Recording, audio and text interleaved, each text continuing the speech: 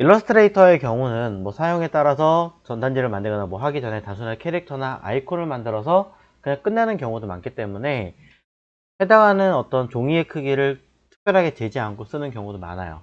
하지만 포토샵의 경우는 조금 얘기가 다르겠죠. 사용하는 이미지의 정확한 크기를 알아야지 해상도나 이런 걸 조절을 할 수 있을 거고, 인쇄용인지 웹용인지 정확하게 구분하실 수가 있겠죠.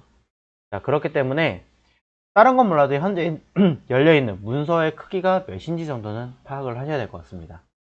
위치를 파악하는 거 써놨죠. 간단하게 메뉴에 이미지에 보시면 이미지 사이즈라고 되어져 있습니다. 찾아가 보겠습니다. 상단에 있는 메뉴 위에 이미지라고 있습니다. 이미지 버튼을 눌러 보신다면 이곳에 이미지 사이즈, 현재 열려있는 문서에 대한 크기 값이 나와져 있습니다. 자, 해서 열린 아이를 확인을 해 보신다면 이곳에 현재 열려있는 문서의 크기는 가로값 2560, 높이값 1200이라고 써 있고요. 단위는 픽셀이라고 써 있습니다. 픽셀이라고 써 있는 이유는 상단이 픽셀 디멘션스라고 되어 있어서 픽셀 값으로 환산했을 때는 이 정도 크기입니다 라고 알려져 있는 거죠. 그럼 이게 픽셀이 맞는가 확인하시려면 정확하게는 위에 있는 문서의 컬러 환경을 먼저 보셔야 됩니다. 컬러가 RGB라고 되어져 있기 때문에 이 픽셀 환경대로 보시는 게 맞는 거고요. 만약에 문서가 CMYK라고 되었다면 이 위쪽이 아니라 아래쪽에 있는 도큐먼트 사이즈라는 부분을 보고 판단하셔야 된다는 거죠. 자, 조금 더 보자면 밑에 해상도 레졸루션이라고 되어져 있습니다. 이 해상도라는 이 아이가 72라고 되어져 있다면 현재 문서는 지극히 웹이나 영상 이쪽에서 많이 사용하는 문서라고 보시면 되는 거고, 또는 이 자리가 300이라고 써 있다면 이 아이는 일반적으로는 인쇄물 쪽에 많이 들어간다라고 파악을 하시면 되겠죠. 근데 재밌는 건 제가 여기 해상도를 조절을 했는데 바로 위에 있는 이 도큐먼트 사이즈는 변하지 않아요. 어지간해서 도큐먼트 사이즈는 변하지 않고 누가 변하느냐, 맨 위에 있는 픽셀 디멘션이라고 하는 얘가 계속 변해요. 보시는 바와 같이 이 값과 이 값이 굉장히 뭔가 유사한 연관을 짓고 있다는 것을 이해하시면 될 것 같습니다. 자, 이런 이야기를 드리면서 현재 문서의 크기는 아까 150이었으니까 150 그대로 놓고 보자면 2560 픽셀이고 높이값 1200 픽셀이라고 하는 값으로 가지고 있다라고 일단 인지하시면 될 것 같습니다.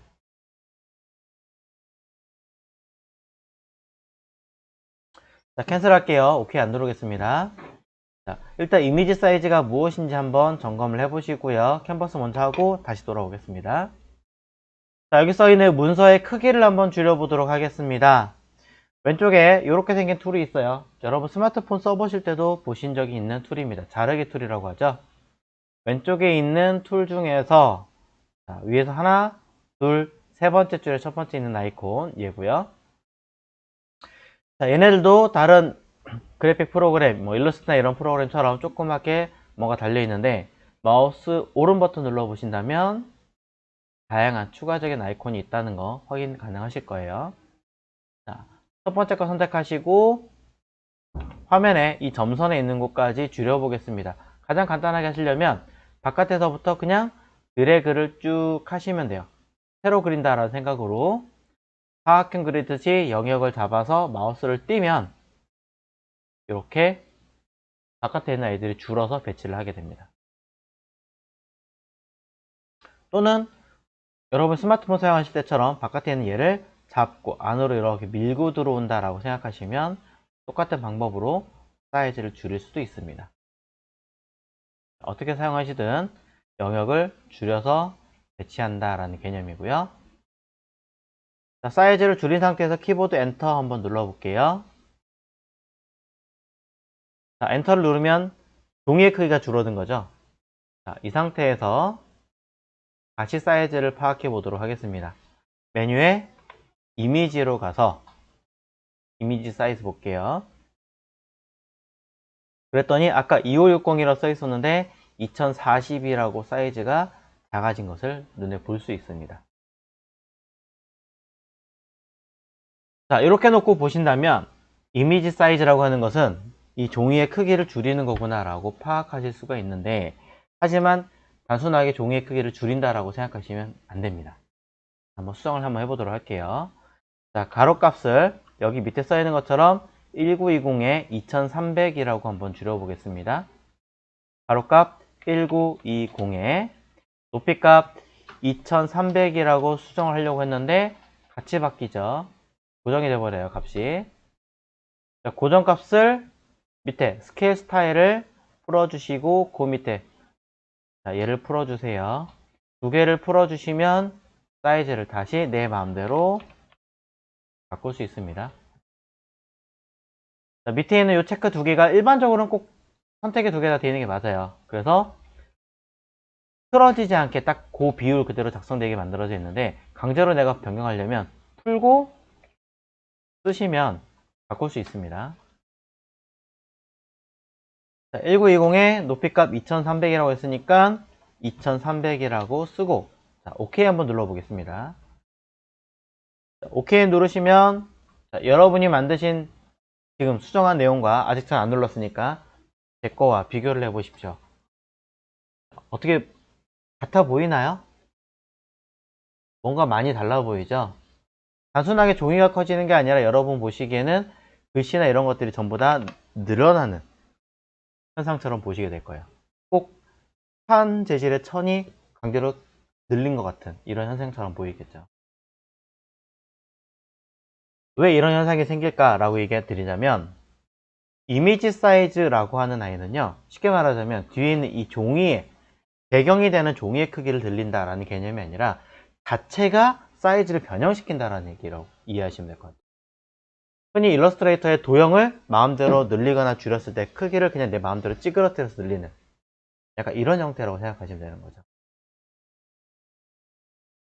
그럼 자, 이전으로 돌리시려면 컨트롤 Z 또는 여기 끝에 있는 이 아이콘 보이시죠? 히스토리라고 써있는 이 아이입니다. 히스토리라고 하는 버튼 눌러보신다면 내가 했던 상황에서 이전으로 하나씩 돌리시면 됩니다. 한 칸만 뒤로 돌릴게요. 그럼 방금 전에 점선으로 줄인 이 크기로 돌아왔습니다.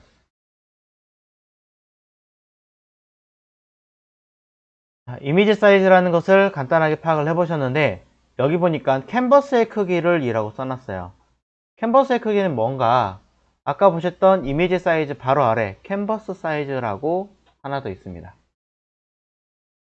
자, 메뉴 이미지에 보이는 캔버스 사이즈 버튼을 눌러주시고요.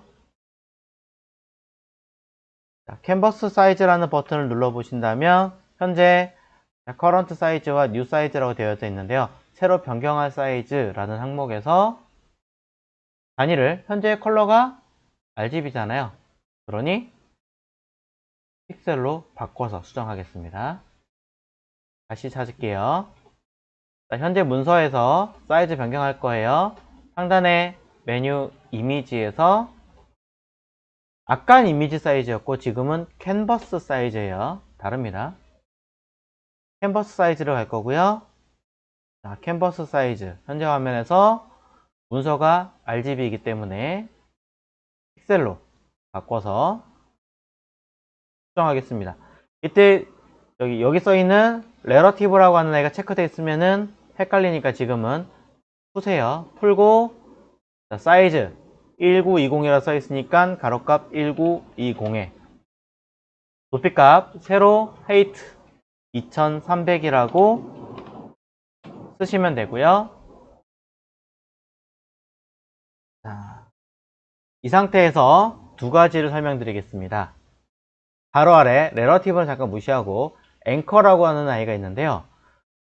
지금 화살표 그림이 보니까 동그라미가 표시된 것을 기준으로 위아래가 늘어나고 좌우는 줄어 있습니다.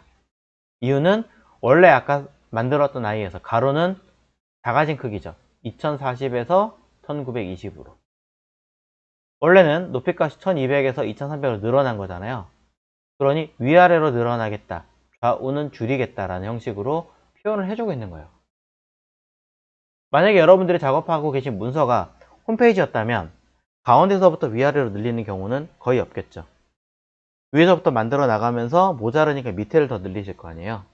그러니 기준의 위치를 위에서부터 늘려라 라고 바꾸시면 되겠죠. 좌우로 줄을 거면 또는 왼쪽에서부터 오른쪽으로만 줄 거면 이런 식으로 동그라미 위치가 기준 위치로 설정한다라는 겁니다. 저는 아래로 늘리고 좌우를 줄이게 만들게요. 자, 두 번째 보도록 하겠습니다. 두 번째에서는 지금 가로는 줄었으니까 상관없지만 높이는 늘어나는 상황입니다. 늘어날 때의 배경 색깔, 늘어나는 거에 대한 배경 색깔을 무엇으로 할 건가요? 라고 밑에 설정하게 되어져 있어요. 종이의 크기를. 저는 끝에 흰색으로 설정이 되어 있네요.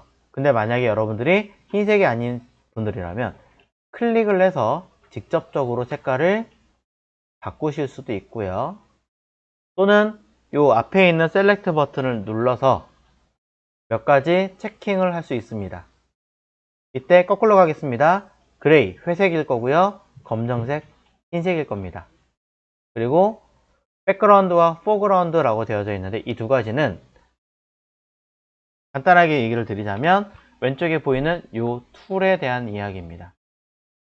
툴바에 왼쪽에 있는 이 아이가 바로 포그라운드, 전경색이라고 하고요. 뒤에 있는 얘를 배경색이라고 말을 합니다. 일러스트레이터였다면 왼쪽에 있는 이 아이가 면회색이라고 얘기를 했었겠죠. 그리고 뒤에 있는 아이는 선회색이라고 얘기를 했었을 텐데 포토샵은 면색, 선색이라는 개념으로 나누는 것이 아니라 앞에 있다라고 해서 전경색, 뒤에 있다라고 해서 배경색이라고 전경, 배경으로 구분하고 있습니다. 둘 다 면회색이라는 얘기예요. 쉽게 말하자면. 그래서 사용에 편리하게 면으로 칠해서 쓰게끔 만들겠다라는 의미로 해석하고 있고요. 그래서 아까 여기 있던 이 자리에서는 포그라운드냐 백그라운드냐 이것을 가지고 판단하게 되어 있다는 거죠. 그럼 여러분들이 필요하신 사양에 대해서 맞춰서 컬러를 사용하시면 되겠죠. 저는 배경 색깔이 흰색이니까 똑같이 흰색으로 체크하고 조정하겠습니다. 자, OK 누를게요. 자, 그랬더니 물어보는 메시지는 원래 있던 사이즈에서 줄어들어서 뭔가를 훼손시킬 수 있습니다. 괜찮습니까? 이 얘기하는 것 뿐이에요. 자, 그냥 OK 프로세스 누르세요. 자, 프로세스 누르면 사이즈가 지금 보시는 것과 같이 변할 겁니다.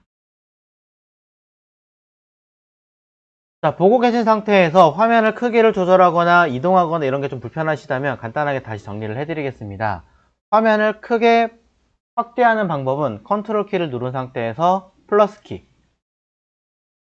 또는 컨트롤 스페이스를 같이 누른 상태에서 마우스를 클릭하시거나 드래그를 하시면 보시는 바와 같이 확대와 축소가 가능하고요.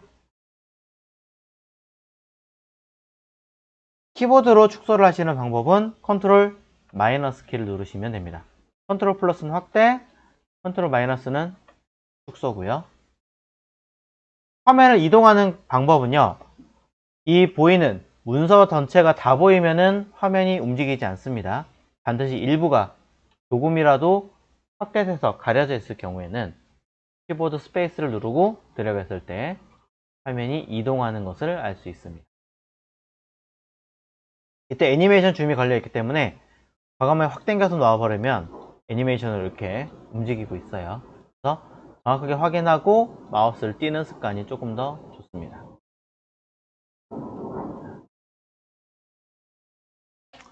그리고 컨트롤 숫자 0은 화면에 꽉 차 보이게, 컨트롤 숫자 1은 100% 비율로 보이게 하는 키는 이전에 보셨던 일러스트 벡터 프로그램과 동일합니다. 그래서 키가 똑같기 때문에 연관지어서 같이 기억을 해주셔야 하고요. 자, 차이를 조금 알려드리자면 자, 보고 계신 문서, 일러스트레이터였다면 이 바깥 부분도 작업을 할 수 있었죠. 하지만 포토샵은 그렇지 않습니다. 지금 보고 계신 현재 보이는 이 하얀색 화면 요만큼까지만 작업을 할 수 있는데요. 이 공간에 해당하는 이름을 뭐라고 말하냐면 캔버스라고 이야기를 하고 있습니다. 그래서 캔버스 크기는 내가 작업하려고 하는 종이, 문서의 크기라고 이해하시면 되는 거고요. 자, 캔버스라고 하는 개념 여러분이 아주 쉽게 알고 있는 거 있죠? 그림을 그리는 캔버스. 그리고 그림을 그리는 캔버스는 이젤 위에 올려놓고 그림을 그리잖아요. 그러니까 그 이젤을 올려놓은 캔버스 벗어나면 어떻게 되나요? 안 보이죠? 그림을 열심히 칠하고 싶어도 칠을 할 수 없게 되는 환경에 놓이는 것처럼 똑같습니다. 포토샵에서도 지금 보고 있는 이 환경, 캔버스 크기를 이미지가 넘어가면 아무것도 안 보입니다. 사라지게 되는 현상이 되는 거죠. 일러스트레이터는 흔히 제가 그냥 벽면에 포스터 붙인 것처럼 되어 있기 때문에 튀어나가도 그릴 수 있다. 하지만 포토샵은 튀어나가면 그릴 수 없다라고 정의를 내려드리고 있습니다. 자, 그래서 지금 보신 내용대로 다시 한번 보자면 제일 마지막에 있는 이미지 사이즈라는 아이와 캔버스 사이즈 두 개를 설명을 조금 해드리면, 이미지 사이즈는 문서에 들어있는 그냥 이미지 그 자체를 말하는 겁니다. 사이즈가 변경되면 안에 들어있는 내용물들이 찌그러져서라도 그 비율 내용들이 변경된다라고 이해하시면 되는 거고요. 캔버스 사이즈는 안에 들어있는 내용물들, 여기 들어있는 글자든 그림이든 이런 것과는 전혀 관계가 없고 순수하게 누구? 베이스가 되는 종이 틀 자체만을 이야기한다. 이것을 우리는 캔버스라고 설명을 하고 있습니다.